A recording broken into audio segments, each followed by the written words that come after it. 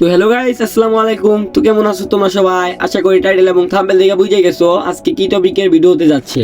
তো আজকে আমি দিতে যাচ্ছি আমার সেনসিটিভিটি, যেটা তোমাদের অনেক কাজে লাগবে। আর আমি বলবো না যে তোমরা আমার সেনসিটিভিটি ব্যবহার করো, তোমাদের কেমন সেনসিটিভিটি লাগবে আর কি রকম সেনসিটিভিটি তুমি নিজেই বানাইতে পারবা, তো তোমাদেরকে আজকে দেখাইবো। তো আজকে তোমাদের প্রথমেই বলে দিই, তোমরা যারা যারা এখনো লাইক করে না লাইক করে দিও, কারণ লাইক করতে তোমরা অনেকেই ভুলে যাও। তো বেশি বেশি লাইক করে দিও।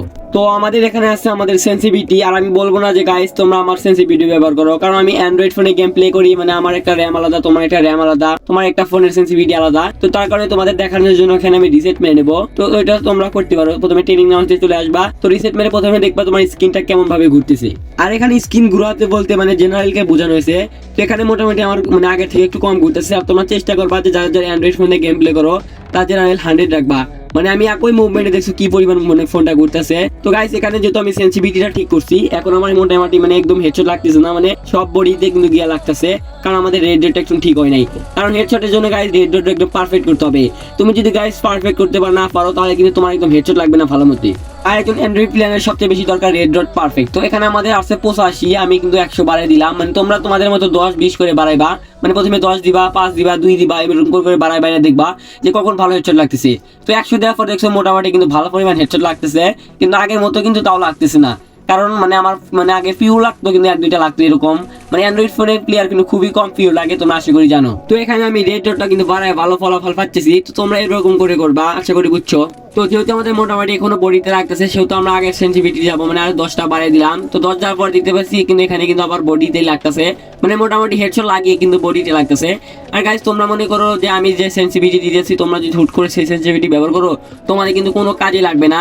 তো তোমরা কিন্তু ট্রেনিং গ্রাউন্ডে গিয়ে এরকম করবা, মানে বাড়ায় বাড়ায় নেবা। তো তারপর কিন্তু আমাদের 130, মানে আমার যেটা এতদিন ব্যবহার করতাম ওটা কিন্তু দিই। আর দেখছি একদম অনলি ফিউ রেড লাগতেছে, মানে ওর মানে আগের চেয়ে একটু হলে ভালো হেডশট লাগতেছে। মানে লাভ দিয়ে মারতেছি, মানে এদিক থেকে ওদিক ঘুরায় ঘুরায় মারতেছি। তো এটা কিন্তু একদম ফোনের জন্য আমার পারফেক্ট হয়ে গেছে, মানে আমি নিজের জন্য আমি পারফেক্ট করে নিয়েছি এর আগে। আর গাইস এখন তোমাদের দেখাবো টু স্কোপ। মনে করো তুমি যখন স্কোপ দিয়ে কোনো প্লেয়ারকে মারতে যাবা, মোটে হেডশট লাগতে চায় না, তো এটার জন্য কিন্তু তোমাদের সেনসিটিভিটিতে লেখা আছে টু স্কোপ। তোমরা যদি এখানে কিছু সময় দিতে পারো, ভবিষ্যতে কিন্তু অনেক ভালো পরিমাণ ফলাফল পাবে, মানে একদম রেড সার কিছু মারবা না। তো এখানে কিন্তু টু স্কোপ আমি 130 রাখলাম। তো এখন দেখি মোটামুটি হেডশট লাগে, মানে একটা তো হেডশট লাগছে, আগের থেকে কিন্তু একটা হেডশট লাগতেছিল। মানে এতক্ষণ মনে করো একদম মানে জুম করে রাখলে বডিতে লাগতো, কিন্তু আমি মানে কোনো সময় জুম করে খেলি না, তো তার কারণে দেখো আমার লাগি না।